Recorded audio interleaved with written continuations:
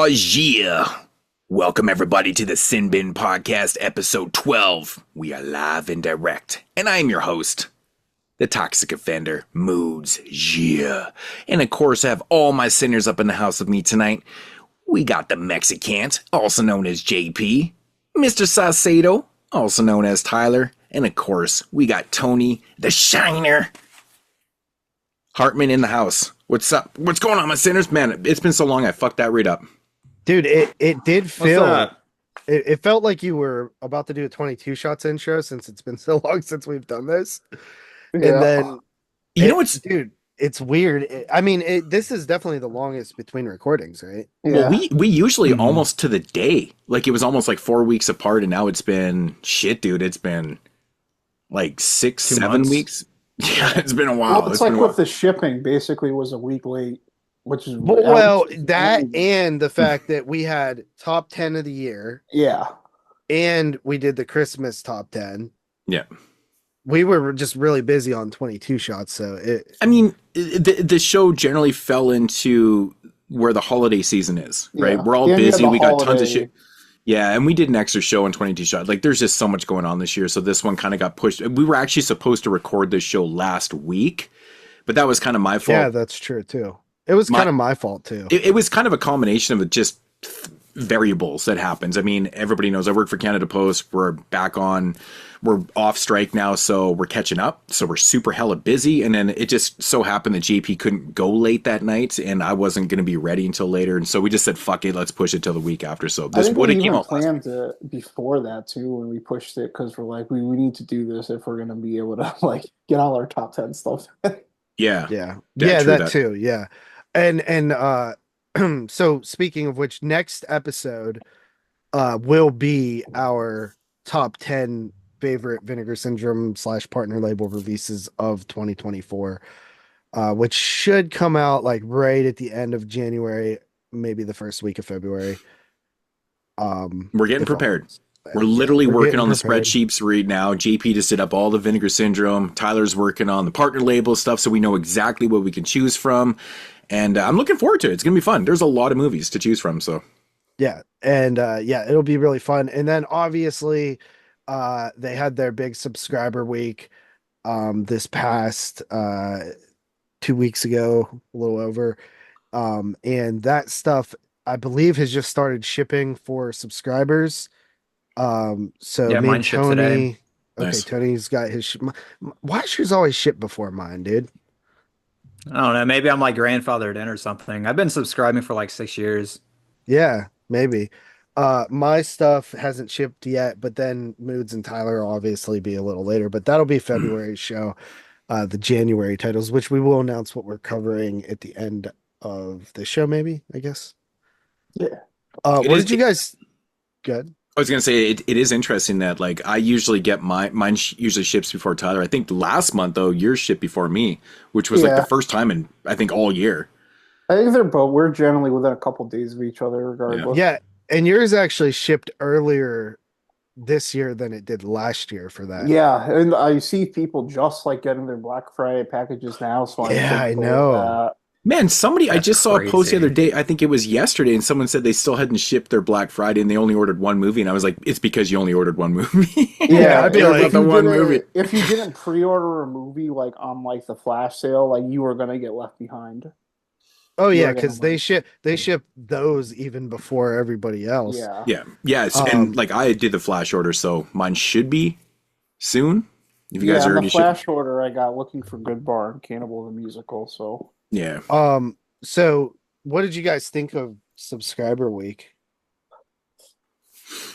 I thought it was good. I was a little underwhelmed. I thought it was hit and miss, to be honest.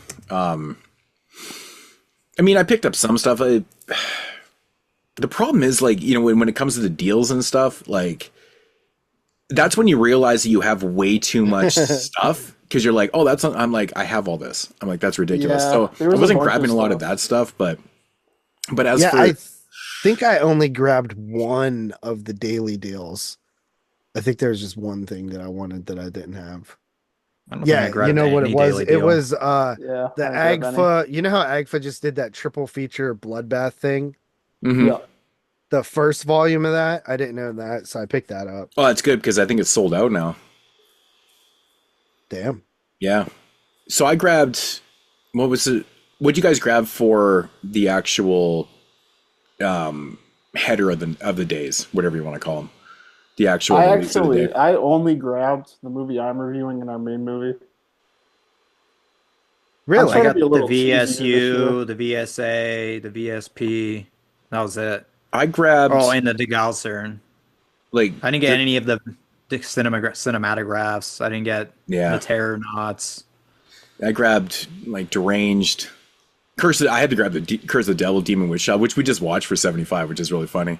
The Vampire's Night Orgy. That's fucking Code Red shit right there. Of course, the Seventh Curse, Crack House. I'm super excited for Crack House. It's awesome. Me too. I watched the trailer and I was like, this looks fun.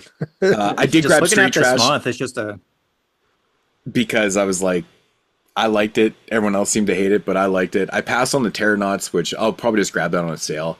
I think it's one of the only Amicus films I actually don't even own. And I passed on the Cinematograph because I think I'm fucking done with that shit. Even though Child's... Two of them. Yeah. I'm like, Child's Play is actually not a bad movie, and I heard Bang the Drum Slowly is actually really good. So this is actually kind of funny that I keep passing all the good movies. I'm actually surprised you didn't pick up the baseball one because I saw people saying like it's their favorite baseball movie of all time. Yeah, well, I know this movie, but I've never seen it before, and I think I'm just gonna wait because I feel like none of these cinemagraphs are even selling out, so I'm like, I'll just wait for maybe a deal. That's the thing is like I was actually interested in both those movies. I was also interested in that Who Killed Teddy Bear movie. Well, Child's Play is okay. I've seen that movie before. I was just interested that it seemed like kind of like a little bit of a taboo movie, and it was Cindy Lumet. So that it just seemed that was something I would definitely. I think you would like Who Killed Teddy Bear. I watched it last night. Yeah. Someone said I heard someone say that like Sal Mineo was in it, and he's trying to kind of do his best. I can't even remember, but he was like trying to do like a very impersonation of like a very like notable character actor. And of course, I passed on Iced. Well, yeah, right. He did not. Tony passed on Iced also. He's like fuck Iced. That movie sucks.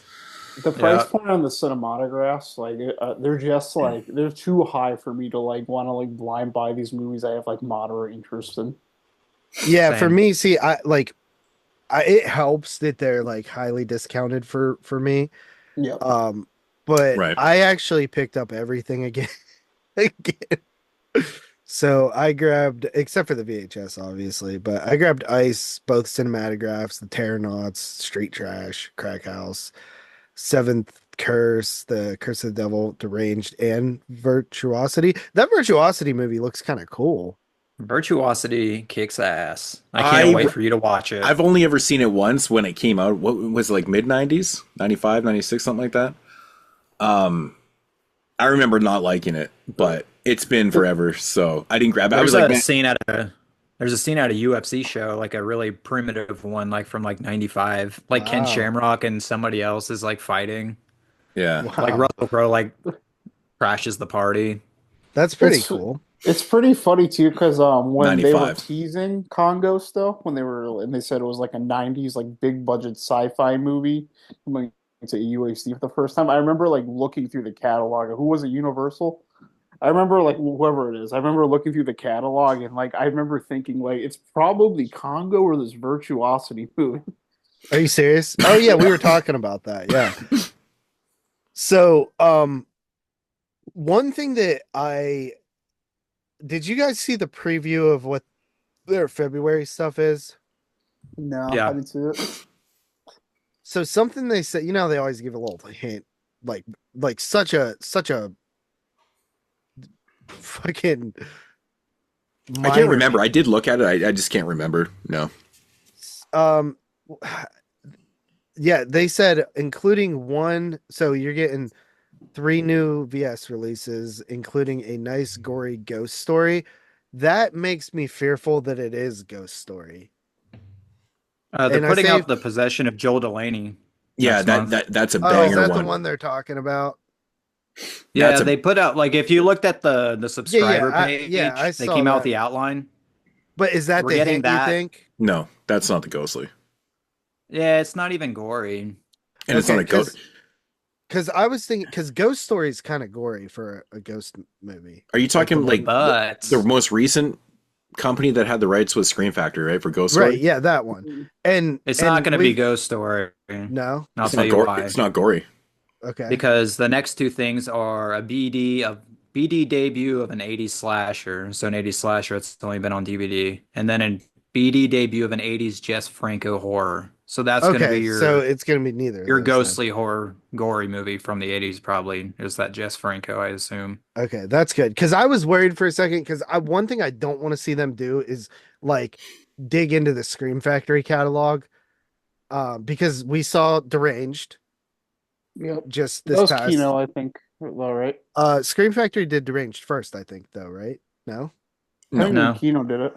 Oh, really? Okay. Yeah. I'm tripping that was a really old one too, so I mean, yeah, to me, because I remember I wish it's a worthy upgrade. Like I know Arrow had the region B rights for it. I'm not sure if it ever came out in region 1. I'm not sure. Well, I think it's a great upgrade because I don't even own the Blu-ray. I have it on DVD. And I love Deranged, one of my favorite got the Arrow, serial killer movies. I love it. And the 4K probably look nice and crispy and weird because it's a 70s dry looking movie. Mm-hmm. But I'm just thinking about like some of the other stuff that Scream Factory has released that I don't want to see a trend of digging back into that fucking well again. Yeah. Mm-hmm. I mean, so far so good, right? And I think what was announced, like what were the other ones that were announced too? I didn't see anything on the list and stuff that looked suspect to shit that we're just kind of side grading or don't need upgrades for. You know what I mean? Yeah, I did. Hopefully we don't see stuff like that because I know that they're working with like Paramount a lot now and MGM still. And Scream Factory just dug through the whole MGM vault. Well, they literally, yeah, that was their big claim to fame was the MGM catalog, right? Yeah. So, I mean, all the early shit was all the MGM classics. So, I mean, we don't need to. I mean, Scream Factory still has the rights to a lot of those things because they're just pumping out the 4Ks. I think that's all they're doing now, which is super fucking boring. But so, Tony, do you have that list of the breakdown of the month? Yeah. Do you want to go through that?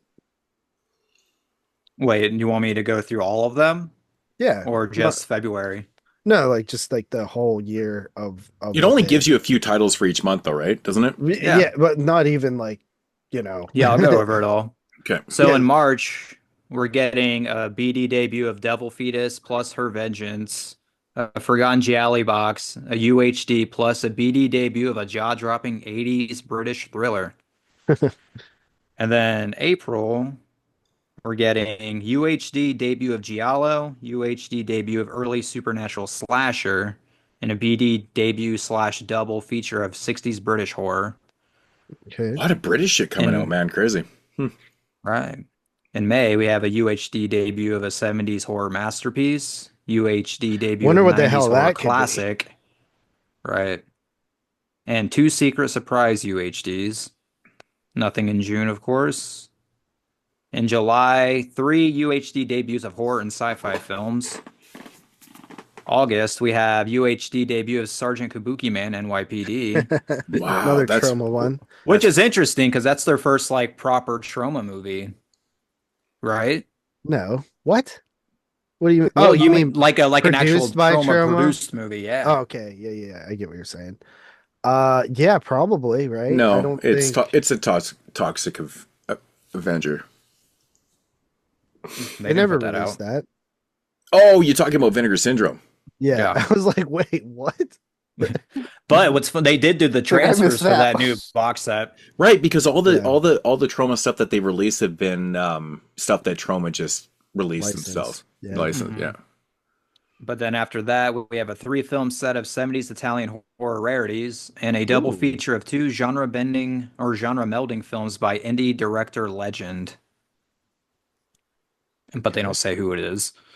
And then September, we have UHD double feature of major indie horror films, a BD debut of batshit crazy Italian horror, and UHD debut of 90s supernatural horror. Dude, this is sounding fucking good. Yeah. Yeah, this year sounds great. And these are just the VS stuff, like so no VSA or any of that other stuff. Right. VSA never seems to disappoint, except for D for Demons. Dial D for Demons. Yeah, that was pretty bad. So in October we have UHD debut of 70s horror classic, UHD debut of a masterful 90s horror infused genre bender, UHD debut of Giallo, and a disc debut of 80s gory supernatural horror. And then November, a shocking UHD debut, whatever that means, a horror box set, plus 2 more mind-blowing secret surprise titles. Mind-blowing. Yeah, so you know, UHD. So one more Giallo set this year. So that'll be volume 8. Yeah, and there's but they're doing a box set of rarity Italian films too, right? Like, I assume just non-Giallo stuff. Yeah, right. Which is fucking awesome. I could see stuff like 70s too. Black Demons hasn't had like a good release. You're already wrong because he just said the 70s Black Demons is 92. Yeah, or maybe it's 70s Italian horror rarities. Oh, okay. Maybe it's 91, 92. No, maybe it is 92. I don't know. But they do say BD debut of batshit crazy Italian horror, whatever that's going to be, in September. Yeah, and a lot of Italian stuff like that. Honestly, that preview sounded better than last year's preview. I mean, if it's anything like Witch Story, fucking sign a brother up. Dang, we're getting Devil Fetus in March. That's fucking dope. Dude, that's so crazy they're releasing Devil Fetus. That's fucking awesome, man. March is crazy. That, Her Vengeance, Forgotten Gialli, and that 80s British thriller. So I wonder what kind of release Devil Fetus is going to get, because they don't release a lot of like Asian craziness like that. I mean, they release Asian films like on the VSA line, but that's not... I assume it's probably going to look like this Seventh Curse that just came out, maybe. It's going to be like maybe styled in that. Yeah, interesting. But that sounds like a pretty damn... I mean, I'm all for it, man. I mean, they're honestly traveling the world really well here, man. We got that Britannia set last year, or I guess it was last year now. But like they're kind of digging into the whole UK stuff, which is really cool. Italy, Asian stuff. Like, I mean, they're not fucking around, dude. But you know what I really like though? And Indonesia too. We got that Santet double last year. Right, man. They're going all around. But like the thing I'm really liking right now is that they're dipping into the 90s and they're finding shit from there. That's fucking awesome, dude. Yeah, I agree. So that's a big thing for me, man. I've been really happy with the stuff they've released from the 90s, like throughout their whole history. Like stuff like Demon Wind. Like that movie kicked ass, dude. Fucking what was the one that... It's basically just an Evil Dead ripoff, but it's fun. What's the one that I watched during the one show where I just picked Biozombie? Like that movie kicked ass. Biozombie's fucking awesome. Yeah, I dig the 90s hidden gem stuff that they're working with a little bit. Yeah, Demon Wind had that really awesome lenticular too, right? Yeah, I never ended up getting that. Yeah, either did I, actually. That was before the whole package deals and stuff, and I was kind of picking and choosing. And... that was back when I didn't really like buy from them. Like when they came out, I would just like hit up sales and stuff. So most of my early releases don't have slips. It's a great slip, probably the best one they ever did. I love that Demon. I like the Jack Frost one a lot too. I think that was also holographic. The Hearst one was really good too. The Hearst, I think that was a lenticular one that they did.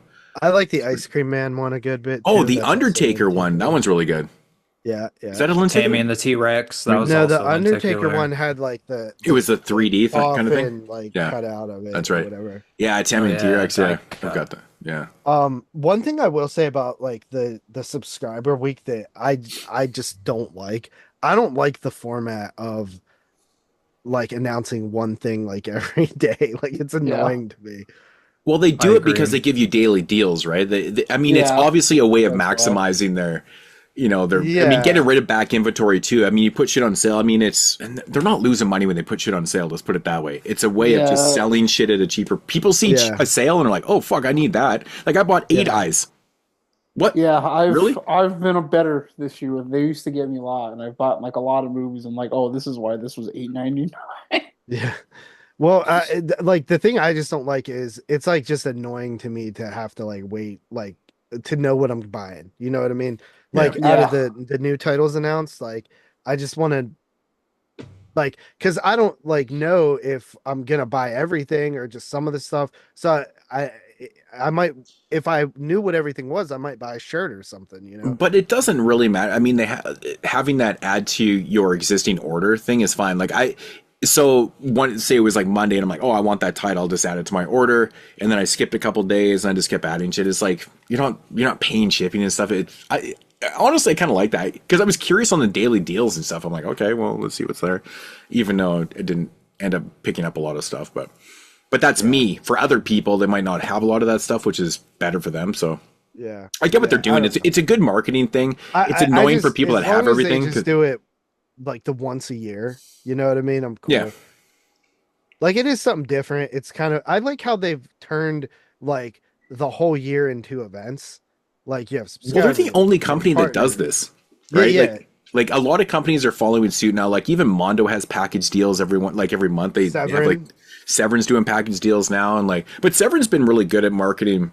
Like they've done a good job throughout the years with that too. Like because they'll come out with like plush dolls and shit, like and like they do all these little weird things like pins, and they do tons of other stuff. Like I mean, Vinegar Syndrome does too, but I always take like the vinegar or the Severin stuff is actually really interesting, really neat stuff. But but they were doing that like shit for years. That shit that Tony got right That's there. what I'm saying, man. That's what I'm saying. Like they do pillows and plush dolls and fucking the Sinful Dwarf. Did you get that little plush doll? Nah, I don't really like collect a lot of their little tchotchke shit. Yeah, but see, it is really good quality. That's what I'm saying. I don't buy stuff like that either. It's just the marketing. I have too many other things that I collect already. I don't need to add new shit to it. Yeah. But I never get the package deals because there's always stuff in there. I'm like, I'll just wait for it down the line and stuff like that. I'll just pick and choose. But well, not only that, but Severin like grinds my balls with how expensive they are. Dude. Yeah, I mean, the thing is, like, I mean, I get it. You know, I mean, they do a good job of their transfers. The packaging's fine.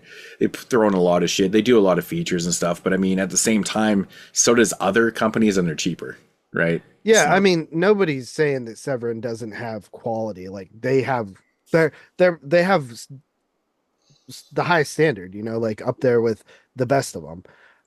Yeah. But it's just like they are, and they always like it always happens whenever like I can't like I just spent a bunch of money at like Vinegar Syndrome or something like that, you know. So I'm like more of a wait and pick up at a later date for Severin, but I do love a lot of their stuff. Yeah, I fucks with some Severin hardcore. I love Severin. Yeah, they're like the box set kings, man.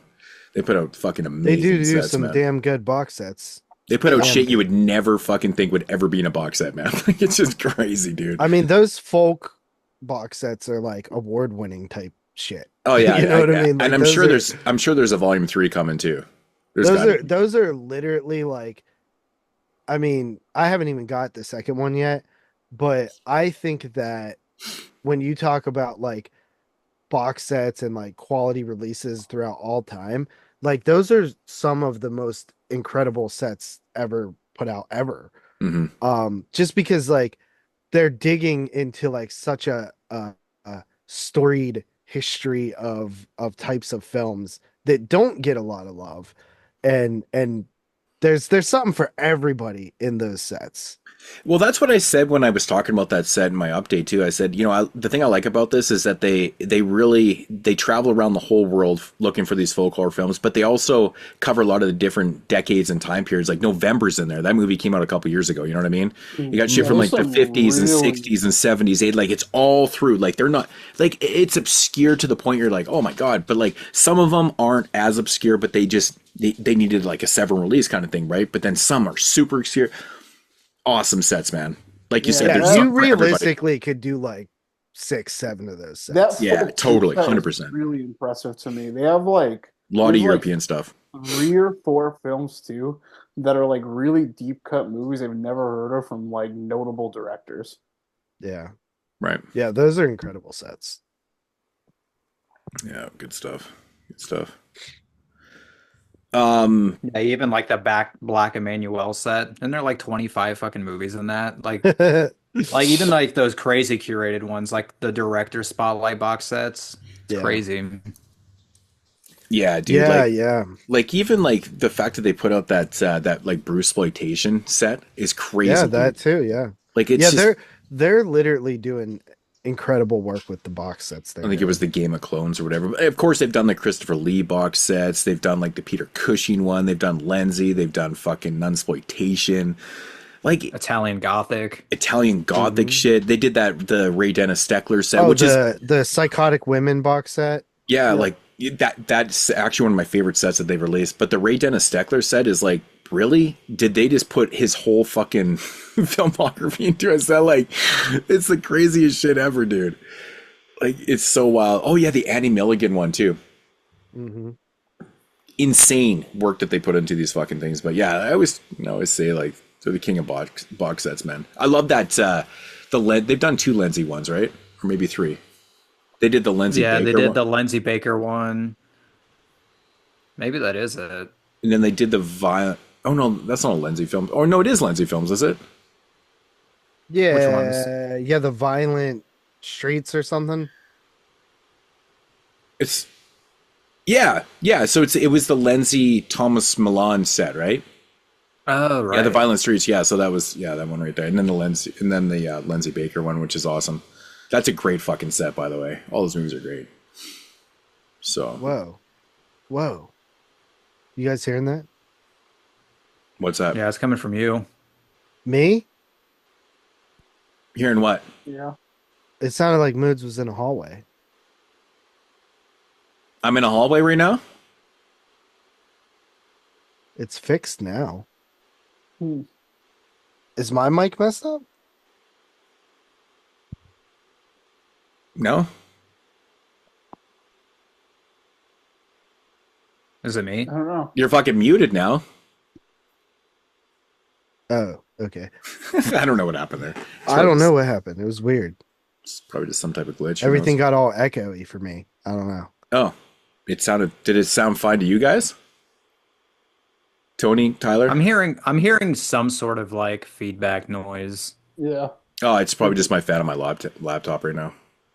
Oh, I okay. bet Yeah, you that's what's you're gonna hear that white noise right now because I changed my setting on here because I don't like not having the white noise. I can't fucking stand that because it sounds choppy. It sounds like you're watching a shot on video film that didn't fucking record the white noise and then it's all choppy and shit.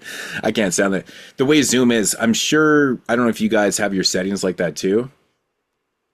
But you can go in your audio settings and you can kind of change how your microphone picks up. My shit just comes how it comes, dude. If you go on Yeah, auto, I'm not cuts, tweaking anything. if you go into auto, it cuts out every sound in the background. So it just whatever. But it is what it is. I can change it back here. I don't want to, but Right. So are we good on the intro or what? Anybody have anything else to say about the past month or so? The past month. So I change it back to nothing. auto and then my fucking fan kicks out. Just a nice Nothing variety of particular. shit. A lot of different genres covered. Yeah. That's just a lot of cool shit. Yeah, I mean, basically what we're saying in a nutshell is 2025 looks pretty damn fucking awesome. Yeah, I'm pretty excited. Yeah, dude, it looks pretty awesome, man. I'm excited for that Italian shit though, man. I'm not gonna lie. I'm always excited for that, so. But yeah, with that said, I mean, you guys want to get into these reviews? Yes, sir. Yeah, let's go for it. We got a All right. bunch. Yeah. All right, so Tony, you're up first. All right. So first, I'm going to talk about the best movie they released last year, Congo, everybody's favorite, including Dave Z. One of This- the 3 VSUs they released. Yeah. Yeah, that's just like a thing now. They put one out in January, May, and Black Friday. That's just become like the event release is one of these fucking things. And like this line is like literally like catered towards my taste. It's like these weird little cult classic studio movies, but it's all this weird shit that played on cable in the 80s and the 90s. And I watched all these movies religiously growing up. But this one's cool. I love the art. I love the cum shot in the eye. I really don't understand What why is that supposed that's to even be? there. Yeah, people were I saying don't. we're asking about that. They're like, okay, cool. Is it time that we can talk about the little sperm thing on the Congo cover? Yeah, what Like, is that, by the way? have you guys seen this movie? Yeah, No. yeah. Well, I It doesn't watched make it any for this sense. show. Yeah, there's no like sort of like Seem breeding or DNA shit or any like of Yeah, I that just assumed that had something explained to in do with this the movie. movie. Yeah, like that's what you think, but yeah, it has nothing to do with any of that. It makes no sense. But the back of the art is amazing. that is. Like I the never even apes and the looked at the back of Yeah, it. lasers. that was I've cool. never even looked at the back, and I've watched this. Yeah, that's amazing art. Hmm. And then the inside sleeve is really sweet too, because it just looks like some like 80s pulpy ass novel. And you It does have look Bruce cool. Campbell screaming his head off, Curry looking at this diamond, and of course Amy, the talking ape in this movie. But Which I yeah, thought this was so movie bizarre starts that off Bruce with Campbell Bruce was on there. Campbell. It's awesome. I love that they put him front and center, even though he's in the movie for like 5 minutes. That's what Yeah, I thought when I opened that up. I was like, really? They put Bruce Campbell there? I couldn't believe it. they know. They Right. know what they're doing. But yeah, the movie starts off with Bruce Campbell and his little buddies in Africa. They're there on an expedition to recover a diamond that their telecommunications company needs really bad because they've developed this laser technology and they need this diamond to harness the power so they can like beam into like satellites and all this other shit. So the beginning of the movie, he's Sounds setting up legit. a, oh yeah, futuristic. It's like typical Michael Crichton bullshit, which is who wrote this movie. And of course, after Jurassic Park just exploded, the studio found another Michael Crichton jungle science movie that he wrote, so they had to make that. But yeah, he phones in via satellite to his company back in the United States saying that they found the diamonds and shit. So Joe Don Baker plays his dad, and he's the owner of the company, and he's all ecstatic and shit. And then out of nowhere, all this equipment starts falling and you hear people screaming and then the line cuts out. So Joe Don Baker and Laura Linney, who are there, and she was his ex-wife and she works for the company too. They don't know what happened. They think he may have died. So they set up another expedition to go recover the diamond and to go see what happened to Bruce Campbell's team. And then on the way there, they meet a bunch of other people. You have Dylan Walsh, who is he's like a scientist, but he's also like he's I don't know, he like he, studies apes. he's a And he scientist that doesn't know what a leech is. oh yeah, the leech in his pants. Yeah, really. He's like, "What is this?" It's like, "It's a leech, dog. You're a scientist." He's like the token like pussy in this movie. Yep. He's like in every single situation, like fish out of water. Like it's this guy. But he's a sign language dude. He's been teaching Amy, this female gorilla, sign language, and she's really good at it. But he developed this system where you put this robotic device on her arm and it reads her sign language and actually like outputs words in English. So she can actually just communicate with humans via sign language and can talk. And it's just got this robotic, stupid voice, just like Amy likes bananas. Amy Ugly loves woman. Peter. I just like when she says Amy loves Peter. Of Yeah, course it's she funny will. because like I had heard about this movie, and I'll let you get back to the plot in a sec. But I heard about this movie, like, oh, it has a talking ape in it, and like in my head, I'm picturing like just like a Ninja Turtles movie or something that has like talking turtles.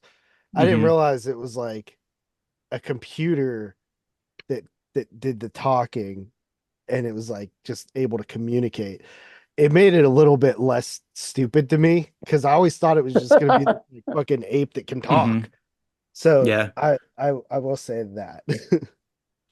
And what's crazy about that too, since it came out in the 90s, like that felt so like far-fetched and futuristic. Like how could they even come up with something like that? But now in like 2025, it's like that's not Yeah, I really believe it. that out there. You know what I mean? I can buy them making a sign language thing that just says this and then you're like, "Hi, how are you?" You know what I mean? Yeah. Yeah. Yeah, it's called So, AI. right. So yeah, like that's like hardly futuristic anymore and it's completely believable.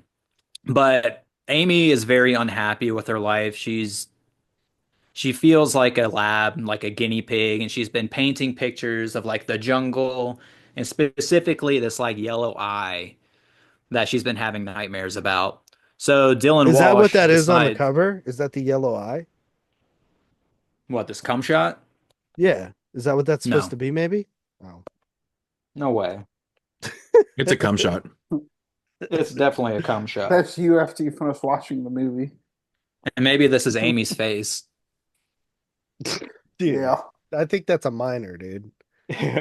But but Dylan Walsh decides the only way she's going to be happy is if he returns her back to her home in the Congo.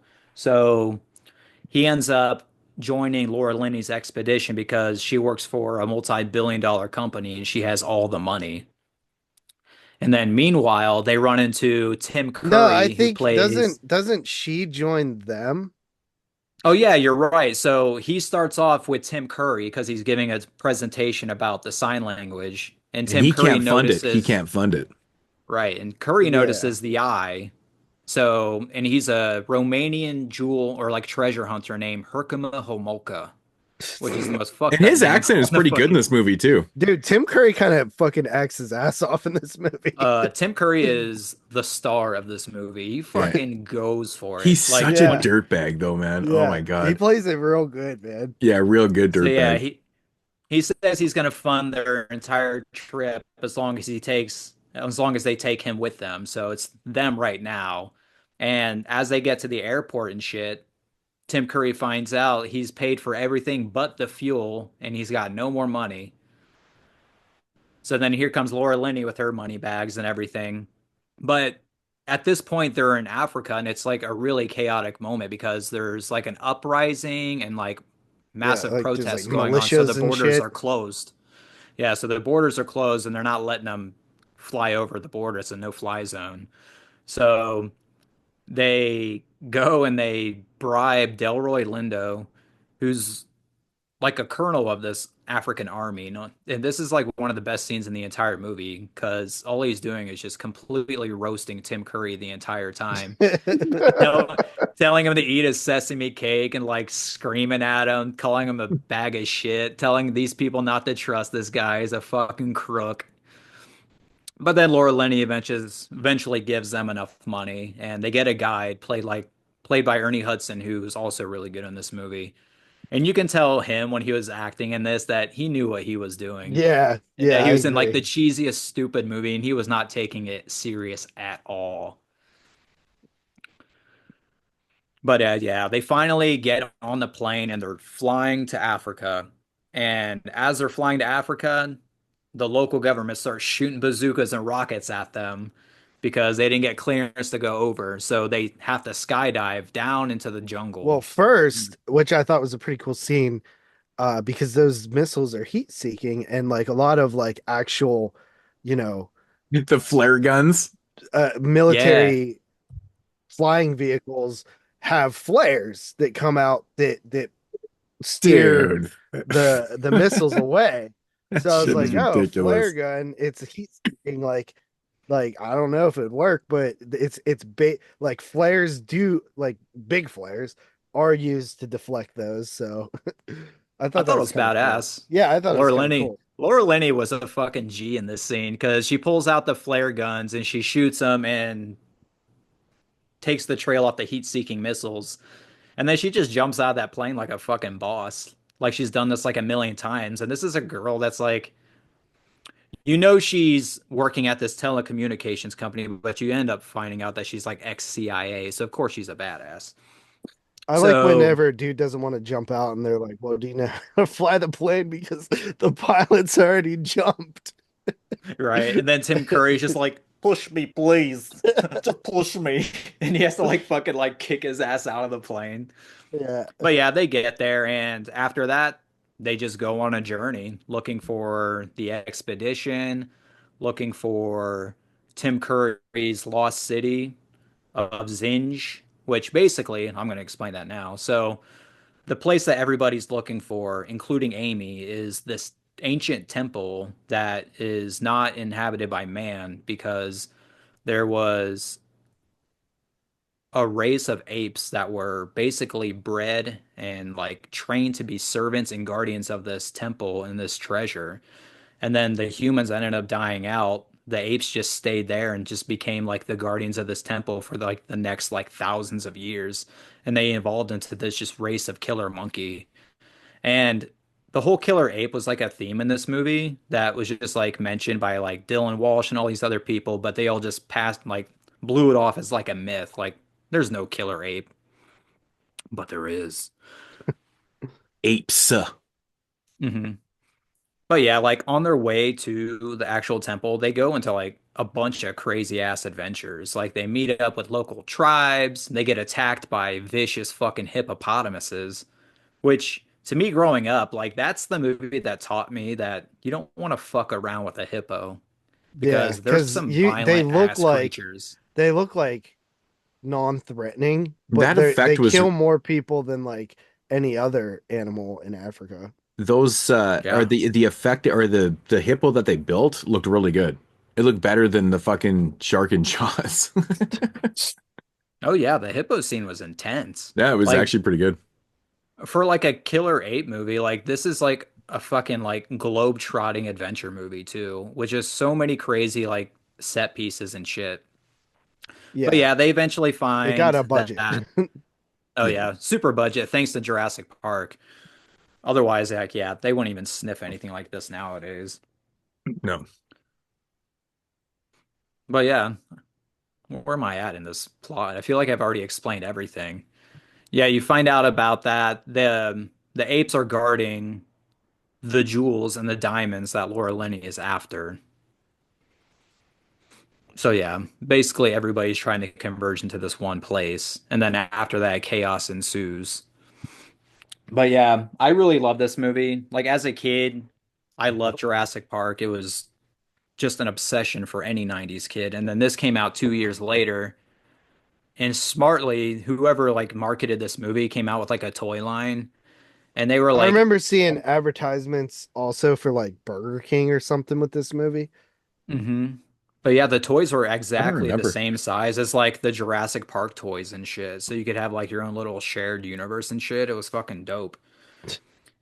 And then there was even a like a Sega Saturn game that I played that was a Congo game. Did you guys ever even hear about this one? No. I Sega Saturn was like fucking too rich for my family. Oh yeah, we didn't have it either. I had a neighbor that had it, and he was literally See, the yeah. only person that I knew that had one. And he Yeah, had this dude, I Congo knew game. one guy who had a Sega Saturn. We It was a all friend are down in the the same street. boat. I only knew one person too. Yeah. Yeah, everybody had an N64 and a PlayStation, but this one fucking kid had a Kid Sega had a Saturn and Sega 50 Saturn. games. Yep. Yep. Yeah. And Congo was one of them. It was a Sega Saturn exclusive, and it was a Doom clone. Really? Yeah, it was a Were you first-person killing shooter. apes? Yeah, you'd shoot apes, you would shoot like giant spiders and shit, which aren't even in the movie. But it was pretty fucking cool. Like Yeah, that is cool. you would even get the diamonds, and you could turn that into a laser gun and start shooting them that way too. It was fucking sweet. Yeah, sounds like it. But yeah, Tyler, the reason. did you know a kid who had a Sega Saturn? Did you have a did. Sega? Ah, Yeah, you were the fucking Sega Saturn He's kid. the fucking Oh, kid. he didn't have to know anybody. It was him. Yeah. Yeah, Brilliant. that was my first video game system. What? And then, yeah, that was my first Wow. video game system. And That's then, like the only one all of us didn't have. and Yeah, I then know. when I was in second grade, my parents kind of like said, "Well, we thought this was going to be a new big thing, and it didn't." And I did say I did something like special where it was like I think you reward your kid for, and they got me an N64 like a couple of years after it came out. Dude, it's so funny. While you were gone, Tony was saying how there was a Congo game on Sega Saturn that he played, and I was like, I didn't have a Sega Saturn, but I knew a kid who did, and Tony knew a kid who did, and Moodz knew a kid who did.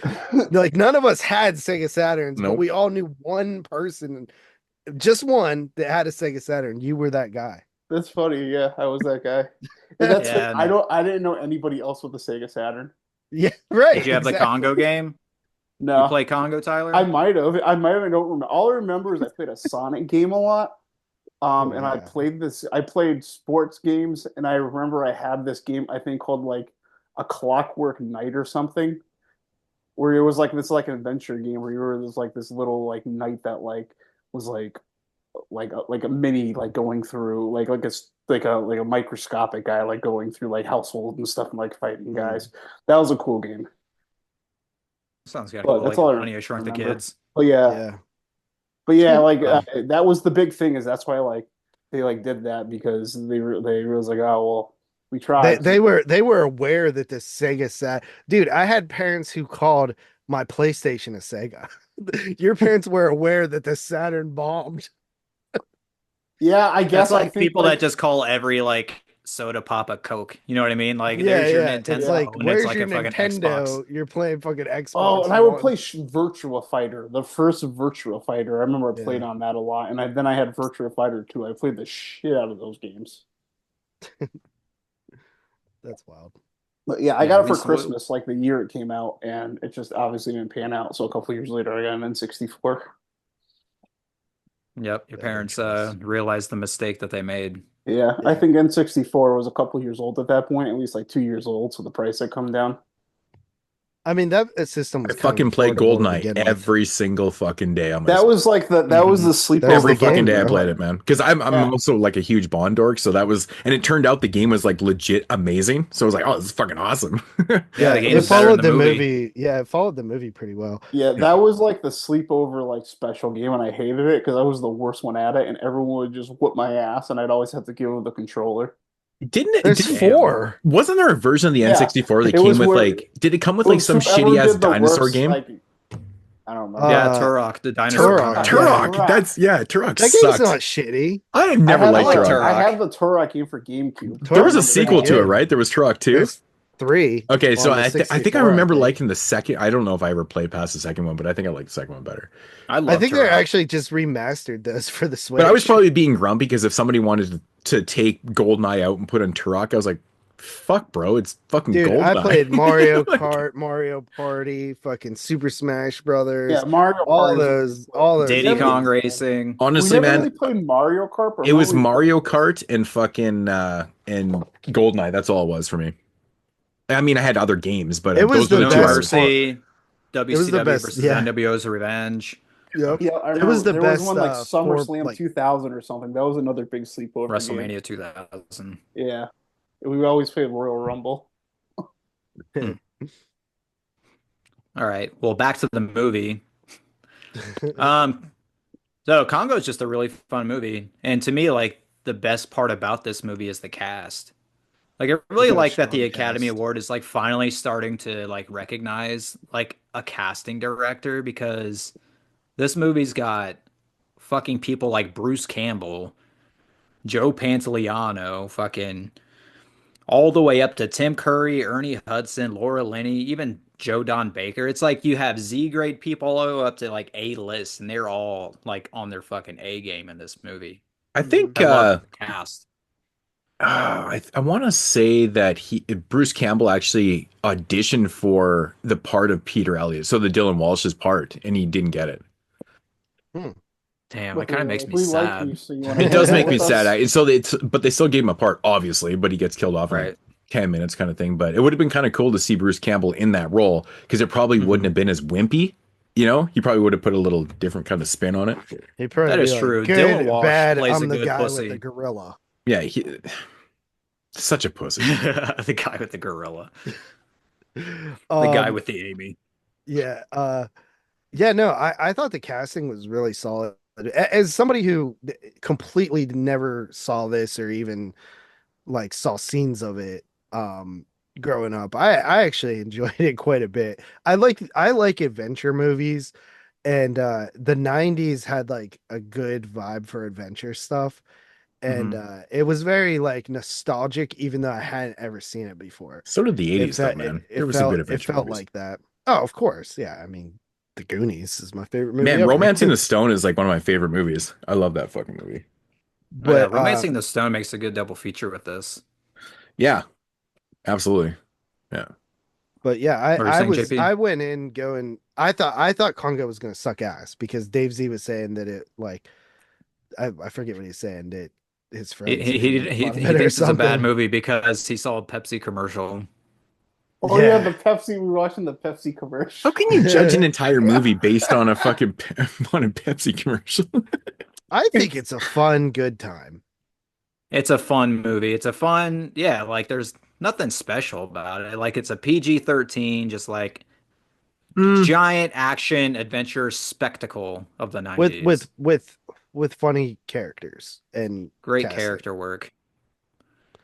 I Like think the actors knew what they were in and they really like hammed it up for this movie. And Tim Curry is like such a versatile like actor. He really is. oh, Hmm. he's done tons of great stuff. Yeah. You're right. But What'd you think, Moodz? You've seen it before, right? yeah, so I hadn't seen it since it came out, and I remember not really like thinking it was the craziest thing, but I didn't like dislike it and stuff. But I had gained a brand new appreciation for it. I got to say, man, the transfer on this is crazy fucked. Like it looks This so good. it looks fucking I unreal. couldn't This fucking 4K. fucking believe how good this thing looked. I was like, what the fuck? Unbelievable. But like I'd forgot how well the cast was in this film, like how cool it was. Like I forgot Ernie Hudson was in the film. Laura Linney's fucking great in this movie. She kind of like she's Mhm. great for me. Like James Cameron's in the film. Like there's so many fucking people that show up in this thing. You're just like, what the fuck, man? But really, the thing that amazed me was the effects in it. Like, we talked about the hippopotamus and stuff, but like the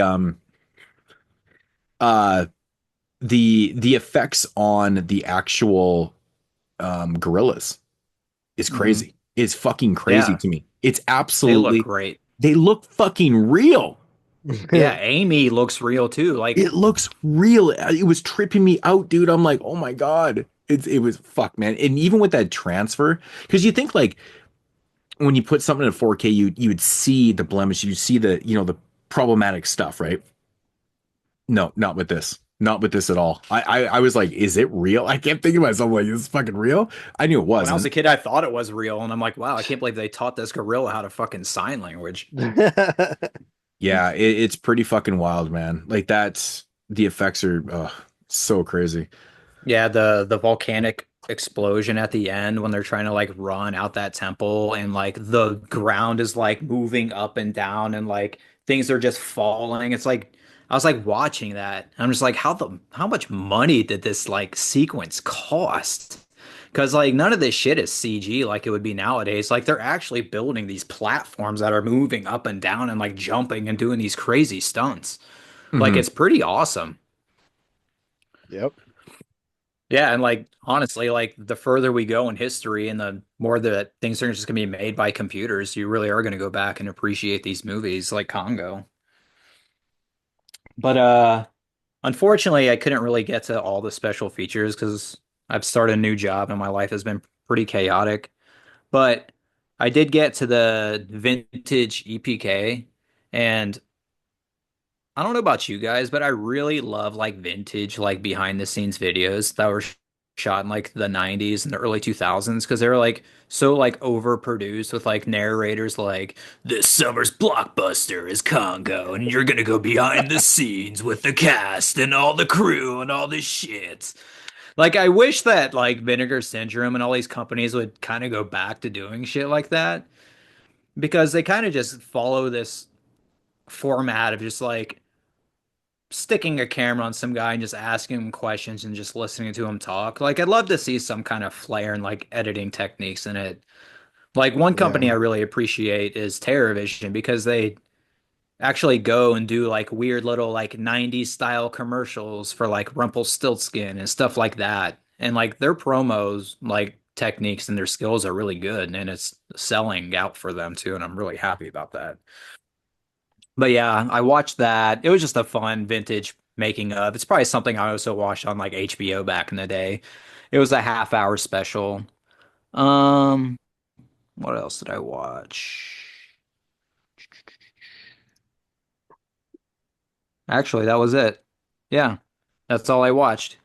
There's a Stan nice Winston, book. he's a master, dude. Oh yeah, this is definitely a Stan Winston like effects movie that no one talks about. possibly his most underrated work, in my opinion. Yeah, I would say so too. Like rewatching, I was like, I completely forgot that he'd done the effects on this, and I was like, holy shit, dude. So I looked it up, and I was like, what? Fuck, totally. No one ever mentions this shit, man, because he's known as the horror guy, right? And but it is phenomenal. It really is phenomenal what they did with the gorillas. It's crazy to me. It really is. But apparently, like the people that they had in like the costumes and shit like that was like it took shitloads of time to train, like not to train, but like to figure out how to like actually like maneuver like gorillas and like you watch the maneuver, like this is real. This is real. This isn't some CG shit that we're watching. So the way they're maneuvering, And there's a bunch of them. and it's a bunch like it took like apparently months or whatever, and I was like, I'm watching this shit going, this is fucking phenomenal, this is real filmmaking. Like everyone took the shit so serious to the point where I'm still questioning that those weren't real gorillas. Like the effects, they look so good, the movements are so realistic, and that's fucking people in a fucking suit basically that look so fucking real. I mean, it's not Planet of the Apes, you know what I mean?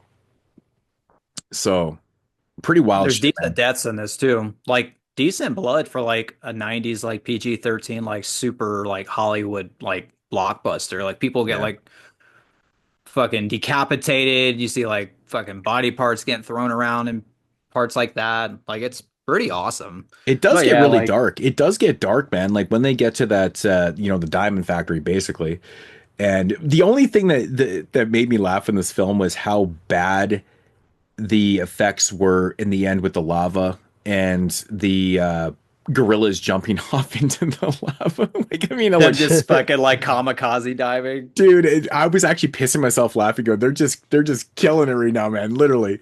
But like the effects are so 90s, kind of like early kind of CG look, like green screen CG or whatever they want to call it. But like, man, it like on a 4K disc for how, and it really sticks out too because the whole movie is so glorious looking, and then you see those effects, and they just, it made it look so good. Made it look shitty. You know what I mean? So. Yeah, like honestly to me, I feel like in the 2000s, I felt like the lava and all that shit looked really bad, but I felt like the 4K actually helped it out a lot. Yeah, it's funny. I think it's more about like when the gorillas are literally doing the They're like kamikaze. pushing each other.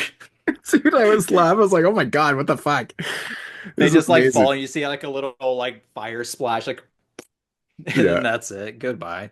yeah, But yeah, if you're in the mood for 90s action adventure movies like Congo, fucking seek this shit out because I love it. I'm a 90s kid and I would recommend it to any other 90s kid. I give it a yeah. nostalgic score of a 9 out of 10. It's definitely a lot more fun than I remember it being. I mean, when this thing came out, I was 15. I was at that age where I was like, Mhm. "Fuck everything, fuck you," and like, I was very hard to please. You know, you're a 15-year-old kid, you got a chip on your shoulder and shit like that. But I remember seeing this and being, I think I remember probably saying something like, "Well, it is in Jurassic Park," because it was in that world. But surprised by it though, surprised, Mhm. but I can appreciate the movie a lot more. I remember not hating it, but I can appreciate it now. Like the cast for me just does everything. I'm just like, this is so crazy. Like Bruce Campbell, like all these kind of fucking character actors and genre fan or actors and stuff that show up in this is crazy to me. And you're right, man. Mhm. People should get awards for casting shit like this because I think a lot of people that are talking shit on Congo. I mean, I just watched a bunch of shit recently, man. Fuck, everyone is just. I'm fucking getting so annoyed, man. People are just shitting on everyone that's buying everything Vinegar Syndrome and stuff, and like they're like, oh, they're only buying it for the packaging and shit like that. I'm like, you know what? Guys like fucking Tony would have bought Congo if it came in a paper sleeve on 4K. It's true. And I'm not even like being biased here when I say this. Like this right here is one of the best 4Ks in my collection. It is that good looking. It might be Yeah. the best 4K that Vinegar Syndrome's ever made. It looks that fucking good. Yeah, dude. I mean, it had the production behind it to possibly look really, really damn good. And you know what? It really did. I popped Mhm. it in and I was like, holy fuck, this thing is crazy looking, man. I couldn't believe it. Right. So Vinegar Syndrome, like restoring these like big budget like cult classics, like fucking bring them. Like Virtuosity, I bet you anything's going to look just as good as this because it's got 1995 primitive CGI out the ass too. Oh yeah, big Very time. bright blue neon light colors. I can't wait for that one. I should have picked it up, man, because I just remember specifically not liking that film. But like that movie has a crazy cast too. Like I know Denzel Washington's in that one. Isn't Tracy Lords in that movie too? Yeah, Tracy Lords, Russell Crazy. Crowe, William Russell. Forsythe is in it. Yeah, dude, it's got a crazy cast, Kelly man. Lynch, a lot of good shit. Ken Yeah, Kelly. Shamrock. Yeah, I don't remember. I don't even remember that, but like Kelly Lynch, totally, man, crazy, unreal, man. So I should probably give that one a shot. All right, yeah, Tony. So 9, give it 9. Yep, 9 out of 10. People, give Congo a second chance. I implore you. I agree. It's fun. It was fun. Tyler, what do you got for us? All right. For this Well, month, hold on. I give it a 7.5. We have to all grade this shit. I just wanted to. What about you, Moods? I think that's exactly what I gave it to, 7.5. Yep. My wife watched it for the first time It's with fun. me, and she fucking loved it. She loves it more than I do. I mean, the which blue I or was surprised. the 4K is like a 10 out of 10 though. It looks amazing. Mhm. Like it's unbelievable. It's worth the money. Tyler. right. So for this month, Vinegar Syndrome and Not Some Partner Label, I chose Looking for Mr. Goodbar, directed by Richard Brooks. This was a film I had first heard about a couple years ago when I was kind of like researching like cult thrillers and horror and all that type of stuff. And this is a movie that had come up, and I had my eye on it actually for a little. This movie was really interesting because the plot is very sounds like something that you really don't see much in the movie, which is virtually this woman just goes out to bars and has progressively more dangerous and more intense sexual encounters with random men that she can pick up. Obviously, there's a lot more to it, and it becomes much more of a character study. But just at face value, it was something I was really into. And Richard Gere was in it, so uh, that was all, and Diane Keaton, obviously. So those are also two big things that pull me in. I've seen a couple of films from Richard Brooks before. He's probably most known for his film In Cold Blood. I have not seen that one. I have seen his film Cat on a Hot Tin Roof, which was also a bit of a taboo film at the time. It's about an alcoholic ex-football player who will not sleep with his wife. And that role is played by Paul Newman, and his wife is played by Elizabeth Taylor. It's a late 50s movie, and there's some homosexual undertones in it. And it was definitely something, but that's a little bit toned down in the movie. That's something I think people actually criticized about it. So he wasn't really unfamiliar with working with big actors or big movies or approaching taboo subject matter. This movie is based on a novel of the same name, written by a woman named Judith. What's her last name? Judith Rossner, and which makes it it's this. I'd be interested to see where the differences in the novel come with this, because it does make it is a little strange, like having like a 60-something-year-old man uh, direct a movie about a novel written by a woman, essentially about sexual liberation. So this movie jumps right into it, and you're introduced to this Teresa character who's a student in college, and you quickly see she's kind of having some sort of affair with her professor, and that's your introduction to her, and it slowly piles on where you learn a little bit more about her. Doesn't really tell it in order. But quickly you learn she's got strict Catholic parents. She has image issues because when she was a kid. She had scoliosis and wasn't someone that people found attractive, and being repressed. Well, she was lied to too. Yeah, is being repressed by like your parents who had because she thought she had polio. For some reason, that didn't even register with me. Maybe I somehow So basically, missed that at the part. beginning of the movie, yeah, for up until like much later in her life, she grew up thinking that she had polio, and that's what her parents had told her. And then she found out about the scoliosis later in life Why even lie about that? because they were embarrassed, I Yeah. think, Yeah, because there's a lot it of was Oh, is known that as like a considered genetic like a deformity. deformity? Yeah. Hmm. Okay. I yeah, get And you. they were like a religious group, I think. yeah, their Yeah. parents. It shows you pretty quickly. Your parents are very religious. Or house like your parents' house covered in crosses and all that type of stuff. And as it escalates, it becomes more apparent. But yeah, it's pretty much as stated. Then as the film progresses, you start to have more encounters with more men. But what was interesting to me about it was the way the story was unfolded. And the really interesting thing about what separates this movie is the editing. The editing's really experimental in this movie, and it's almost like kind of sloppy. It took me, there's a lot of harsh cuts, and it took me a little bit to get used to. It It seems like, also takes place over like a year yeah, because it it's opens at like Christmas time and then it's Christmas time again at the end of the movie.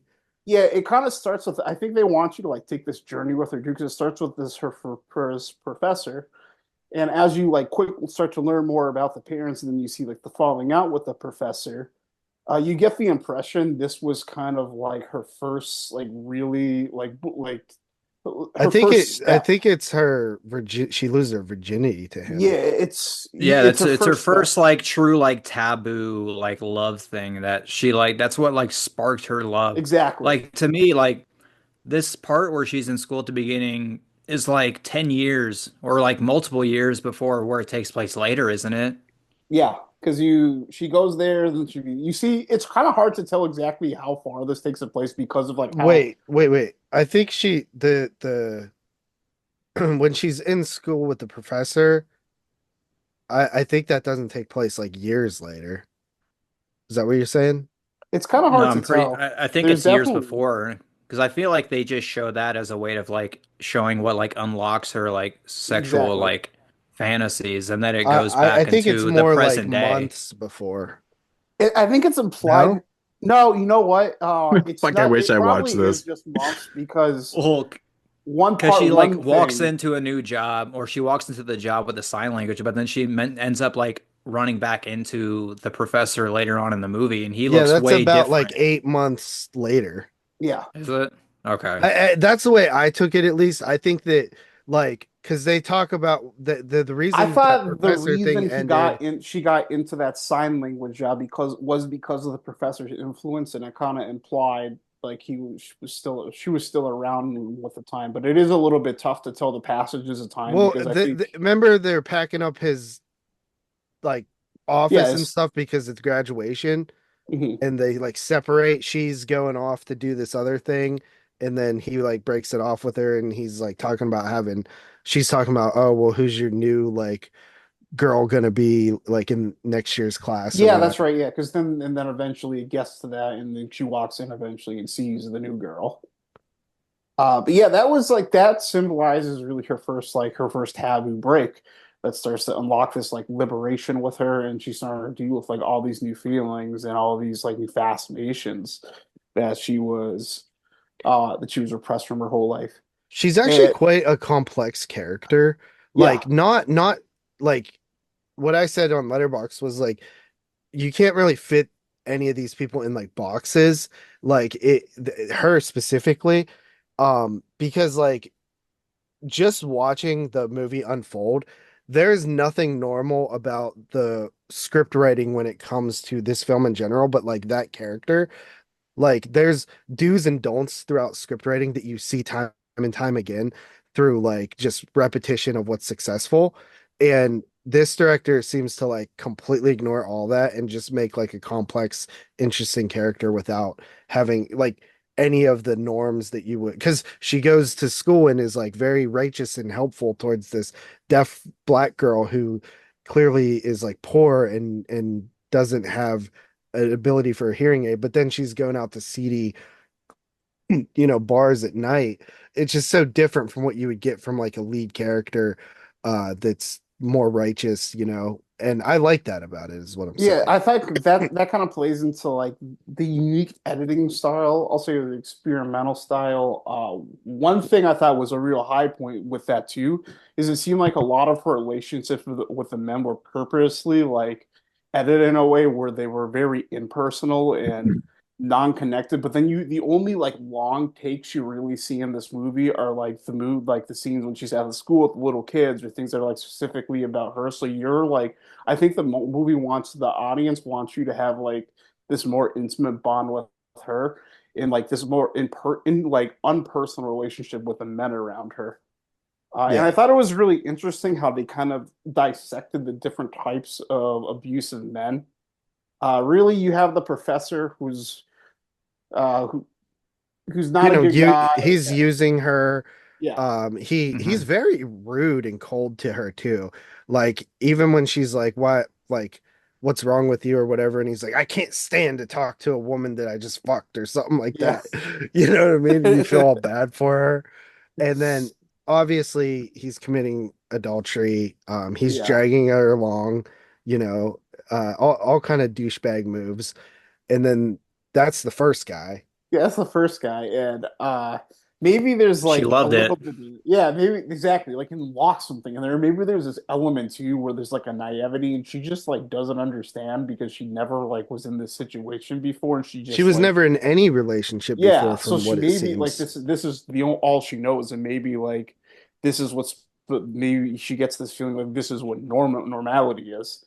Uh, and then from there, she meets a couple different types of guys that are all abusive in their own ways. Like Richard Gere's, like more of like your kind of stereotypical like dumb meathead, like abusive guy that like hits women and will just like show. He's a street dude, you Yeah, know. he's just like a Yeah, straight. He's a hustler. yeah, he's He's a just a street punk. kid.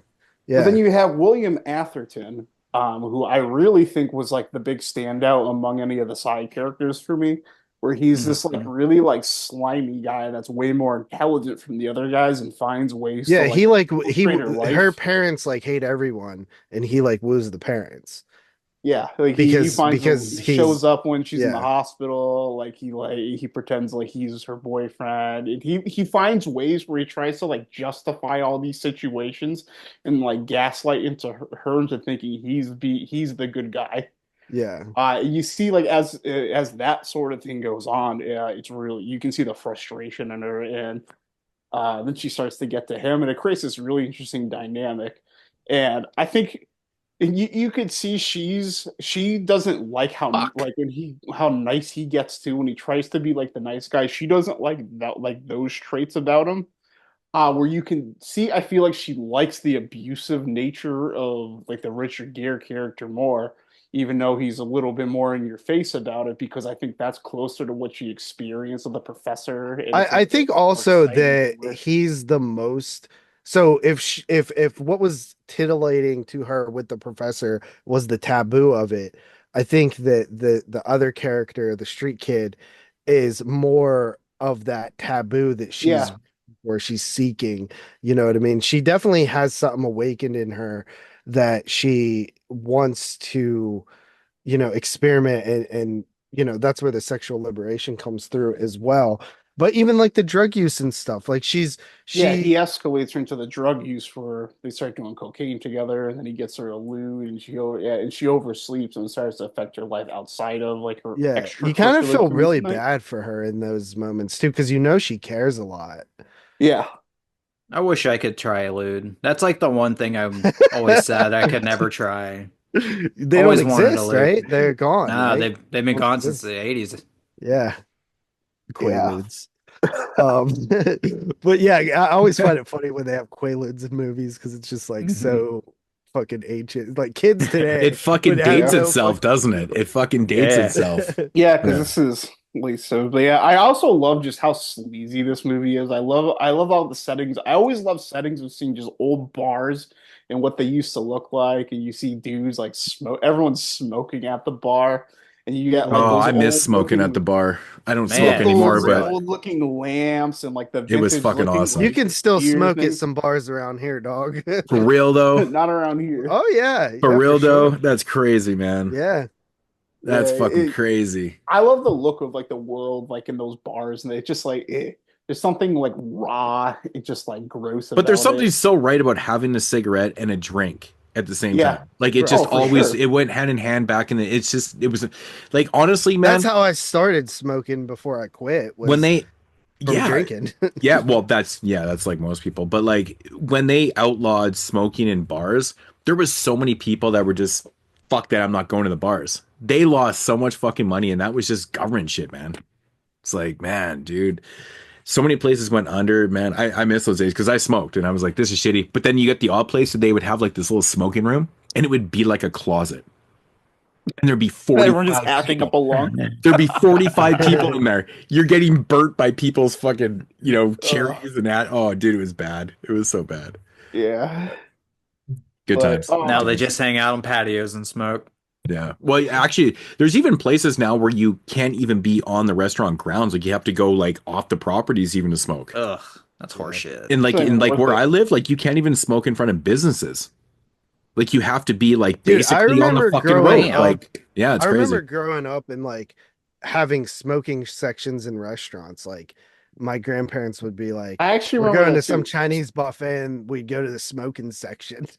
Dude, you know Well, what I I always thought worked was I worked at a restaurant and I had to clean ashtrays and shit. That's how Yeah, old I that's am. funny. I I didn't even always think about thought that. the craziest smoking section thing ever was on a fucking aircraft. There For was That's real. What the smoking not and fuck? no I more. remember flying in the 80s and there was smoking sections and non-smoking section. Think about that. You're on a fucking aircraft. It doesn't Yeah, matter you where you're sitting. You're can't do smoking. that no more.